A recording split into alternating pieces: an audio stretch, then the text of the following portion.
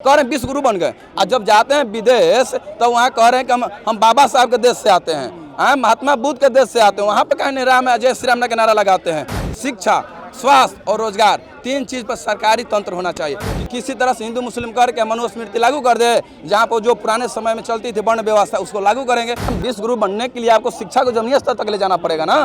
एक व्यक्ति के पास आपको शिक्षा देना पड़ेगा। ये नहीं कि हिंदू मुस्लिम करके आप शिक्षा नहीं ना दे सकते हैं, विश्व गुरु नहीं ना बन सकते। सरकारी स्कूल के जो भी माने दास्ता है पूरा बद से बदतर हो चुकी है। सरकार देख रही है कि अगर शिक्षा रहेगी तो हमसे छात्र नौजवान जो है सवाल करेंगे रोजगार दीजिए। जब शिक्षा ही नहीं देगी तो मोदी सरकार रोजगार देने से साफ हम इनकार कर देगी। आपके पास शिक्षा ही नहीं है। बोल रही है मोदी सरकार कि हम राजा हैं, हम थोप दिए, आपको मानना ही है। कि ये जो नई शिक्षा नीति है पूरा निजीकरण की ओर ले जा रही है, प्राइवेटाइजेशन की ओर ले जाएगी। देश में केंद्र सरकार नई शिक्षा नीति लागू करने के फिराक में है। इससे कितना नुकसान, कितना फ़ायदा स्टूडेंट्स को होने वाला है, हमारे साथ कुछ लोग हैं, हम उनसे बात करेंगे। लेकिन कोई बात नहीं करता। शिक्षा हो, रोज़गार हो, बेरोज़गारी हो, इनकी बात कोई नहीं करता। देश में अगर कोई बात करता है तो वो हिंदू मुस्लिम, ज्ञानवापी मस्जिद, जामा मस्जिद, कुतुब मीनार, लेकिन बेरोज़गारी पे कोई बात नहीं करता। देश में जो लगातार महंगाई बढ़ रही है उस पर कोई बात नहीं करता। आज आप लोग यहाँ इकट्ठा हुए हैं न्यू एजुकेशन पॉलिसी को लेके। आपको ऐसा क्यों लगता है कि इससे गरीब वंचित लोग जो है उनको नुकसान हो? ये जो है न्यू शिक्षा नीति जो कोरोना काल जो चल रही थी उसके आड़ में लाया गया।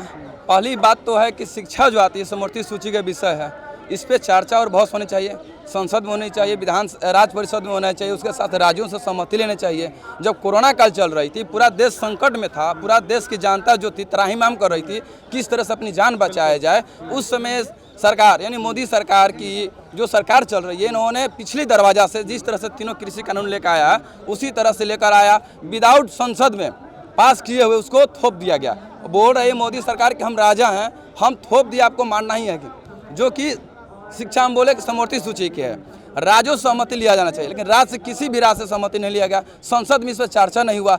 ये तो हमारे लिए ये तो पहली बात हुई। दूसरी बात जो है कि ये जो नई शिक्षा नीति है पूरा निजीकरण की ओर ले जा रही है, प्राइवेटाइजेशन की ओर ले जाए, जिससे हमारे गरीब तबके से आने वाले किसान, मजदूर, छात्र नौजवान जो हैं, रिक्शा टमटम चालक से जो भी हमारे आते हैं छात्र छात्राएं, इनको शिक्षा से बेदखल की जा रही है। क्योंकि सरकार देख रही है कि अगर शिक्षा रहेगी तो हमसे छात्र नौजवान जो है सवाल करेंगे रोजगार दीजिए। जब शिक्षा ही नहीं देगी तो मोदी सरकार रोजगार देने से साफ हम इनकार कर देगी। आपके पास शिक्षा ही नहीं है। इन्होंने मॉडल पेश किया है 5, 3, 3, 4 में।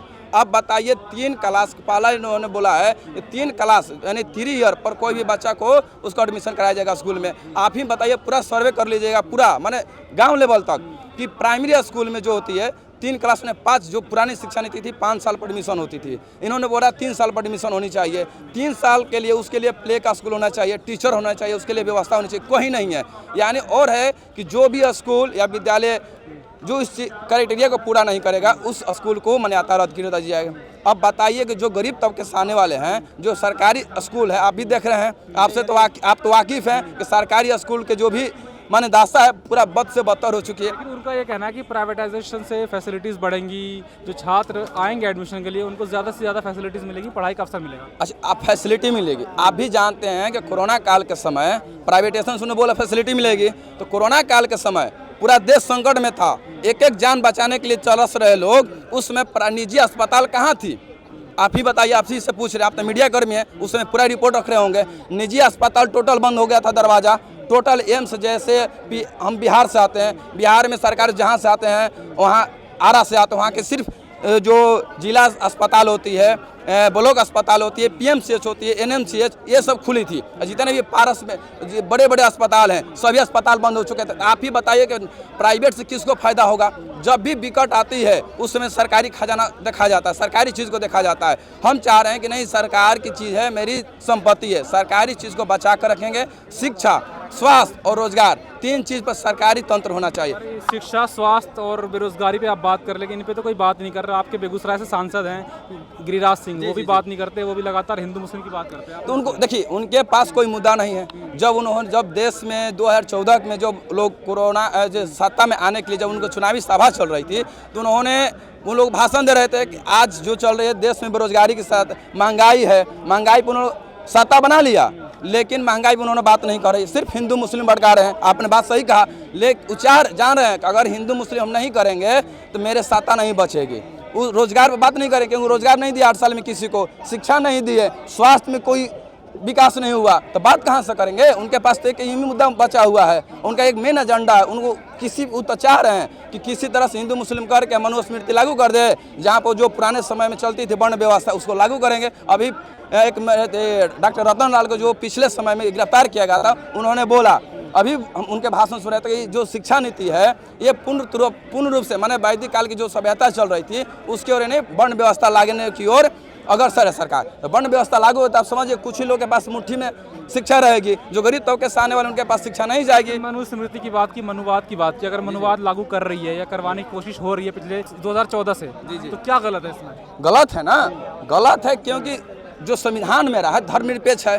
बाबा साहब ने ही कहा था, जिन्होंने संविधान लिखा है, जिनके अंगरक्षण संविधान को बनाया गया, उन्होंने कहा कि अगर मनुस्मृति लागू हो जाती है भारत में, उससे बड़ा खतरा देश को नहीं हो सकती है। इसीलिए हम लोग चाहते हैं कि नहीं, संविधान का देश चले, संविधान लागू हो, ये नहीं कि मनुस्मृति लागू हो जाए। मनुस्मृति लागू हो जाएगा, लागू नहीं हुआ है, लेकिन संविधान पे तो खतरा लगातार बन रहा है, लगातार मौतें हो रही हैं, लगातार जय श्री राम के नाम पे लोगों की हत्या भी तो हो रही है। लेकिन वो तो चाह रही है, लेकिन उस चीज़ को तो हम तो जनता के बीच जा रहे हैं ना, हम जनता को तो समझाते रहे। इसीलिए तो यहाँ पर हम लोग स्टूडेंट पार्लियामेंट कर रहे हैं कि न्यू एजुकेशन जो पॉलिसी लाई है मोदी सरकार, ये पूर्ण रूप से निजीकरण भगाकरण की ओर ले जा रही है। उसीलिए हम स्टूडेंट पार्लियामेंट यहाँ पर लगाए हुए हैं। इस मुहिम का आज आगाज हुआ है। जिस तरह से तीनों कृषि कानून को बचाने के लिए किसानों ने पूरा देश भर से आगाज किया था पार्लियामेंट मार्च करने के लिए, उस तरह से उसका पूरा डेला डाला। उसके लिए 7 चंद हम लोग पूरे देश भर में सिग्नेचर अभियान चलाते हुए आज 31 मई को स्टूडेंट पार्लियामेंट यहाँ पर लगाए हुए हैं जंतर मंतर पे। और इसके बाद आगाज है पहला, इसके बाद हम लोग पूरी तरह से सरकार को घेरने के लिए रणनीति बनाएंगे। किस तरह से मोदी सरकार को घेरे, किसानों की तरह इनको न्यू शिक्षा पॉलिसी को वापस लेने पर मजबूर करा, लास्ट में इनको लेना पड़ेगा। जिस तरह से किसानों के इतना बड़ा शहादत होने के बाद झुकी मोदी सरकार। वही है ना, बात CNRC की हो, बात किसान आंदोलन की हो, बात NEP की हो, सड़क पे उतरने को मजबूर क्यों हैं? लगातार किसान में भी देखा 1.5 साल के बाद किसान बिल वापस हो गया, लेकिन इतने समय के बाद सरकार जागती है। NEP के साथ भी ऐसा ना हो, लगातार जो छात्र हैं उनके ज़िंदगी के साथ, उनके शिक्षा के साथ खिलवाड़ हो रही है। नहीं तो देखिए, तो सरकार तो तानाशाह हो चुकी है ना, तानाशाह जब हो चुकी है तो उसके लिए तो सड़क ही मार्ग होती है। तानाशाह का कह रहे हैं हम विश्वगुरु बन गए। कहाँ से बन गए विश्वगुरु? जब आपके पास शिक्षा ही नहीं है तो विश्वगुरु कैसे बन गए? शिक्षा, विश्वगुरु बनने के लिए आपको शिक्षा को जमीनी स्तर तक ले जाना पड़ेगा ना। एक व्यक्ति के पास आपको शिक्षा देना पड़ेगा। ये नहीं कि हिंदू मुस्लिम करके आप शिक्षा नहीं ना दे सकते हैं, विश्वगुरु नहीं ना बन सकते हैं। कह रहे हैं विश्वगुरु बन गए, और जब जाते हैं विदेश तो वहाँ कह रहे हैं कि हम बाबा साहब के देश से आते हैं, महात्मा बुद्ध के देश से आते हैं। वहाँ पर कहने राम है जय श्री राम का नारा लगाते हैं, वहाँ पर क्यों महात्मा बुद्ध का नाम लेते हैं, क्यों बाबा साहब का नाम लेते हैं? आप बताइए, आप तो मीडिया कर्मी से है ना, अभी तो उनको सुने होंगे ना, कुछ ही दिन पहले गए थे विदेश, वहाँ पर बोल रहे हैं कि हम ऐसे देश से आते हैं जहाँ पर सभ्यता संस्कृति को मानने वाला देश, जहाँ पर महात्मा बुद्ध के शरण से आते हैं। जो उन्हीं के सांसद महात्मा गांधी को आप शब्द कहते हैं, बिल्कुल गाली देते हैं, नहीं मानते हैं न। और उन्हीं के सांसद खुद नाथूराम गोडसे को मानते हैं, और विदेश में जाते हैं तो महात्मा बुद्ध और अम्बेडकर और महात्मा गांधी का नाम लेते हैं, पेरियार का नाम लेते हैं। तो आप उनके दोहरे चरित्र को समझ सकते हैं कि कितने दोहरे चरित्र हैं। एक तरह से माने देश में आते हैं तो भगाकरण की नीति अपनाते हैं। देश के प्रधानमंत्री का बयान आया था कि पिछले 8 साल में हमने ऐसा कोई काम नहीं किया है जिससे देश की जनता को सर झुकाना पड़े। क्या बात कर दी आपका बयान आया? नहीं, आप मीडिया कर्मी है, खुद सोचिए कि इतना बड़ा माने जहाँ पर माने वो बोल रहे थे कि तीनों कृषि कानून जो लाए हैं उससे अच्छा कोई कानून नहीं है। आज जहाँ पर 800 से ऊपर किसानों शहादत दी, उनको लास्ट मजबूरन झुकना पड़ा, झुक गए सरकार। आप कह रहे हैं कि बड़ा काम उनसे माने कोई ऐसा काम ही नहीं किया जहाँ देश की जनता। कह रहे हैं मोदी जी, हम मोदी जी कह रहे हैं, उन्हीं आप ही के माध्यम से उनको बता रहे हैं कि इससे माने नीच तो कोई काम ही नहीं हो सकता है। लास्ट में आपको झुकना पड़ा, किसानों के पैर पर गिरना पड़ा उनको, तब ना उन्होंने कृषि कानून वापस लिया। तब बताइए इससे नीच काम क्या हो सकता है? उससे सबसे घटिया काम कर रहा है, और लास्ट फिर लेकर आए न्यू एजुकेशन पॉलिसी, इसको वापस उनको करना पड़ेगा किसी भी हाल में। जब तक वापस नहीं होते, जब तक हमको लड़ाई आगे तक जाती रहेगी, इसके लिए जान हम लोग को देना पड़े, उसके लिए शहादत जाएगी। लेकिन आप लोगों की कोई सुन नहीं रहा, क्योंकि मुद्दा तो कुछ और चल रहा है। ज्ञानवापी में देखो शिवलिंग मिल गया, कोई कह रहा है फव्वारा है, अभी फिर कह रहे हैं कि वो भाई कुतुब मीनार नहीं है, विष्णु स्तंभ है, कोई कह रहा है जामा मस्जिद के नीचे भाई मंदिर मस्जिद मिल गया। देखिए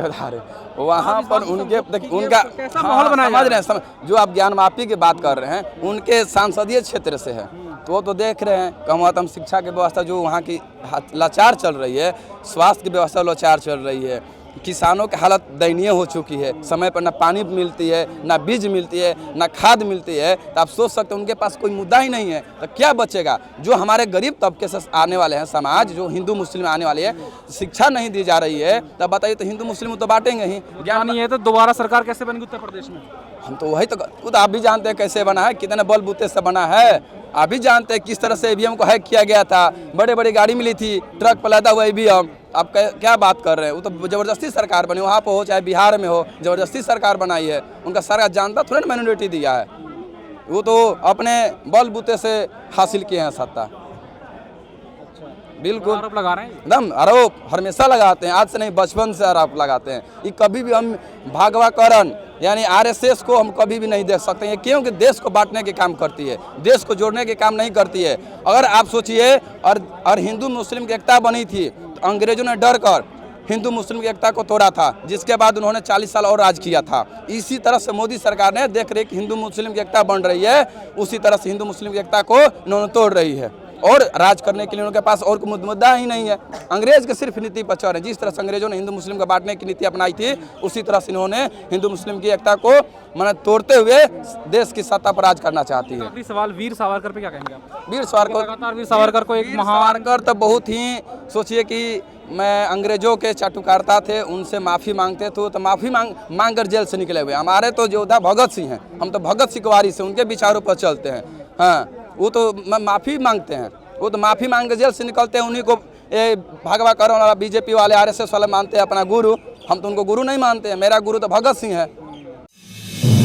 आप देख रहे हैं नेट्रिक न्यूज, साहस सच कहने का।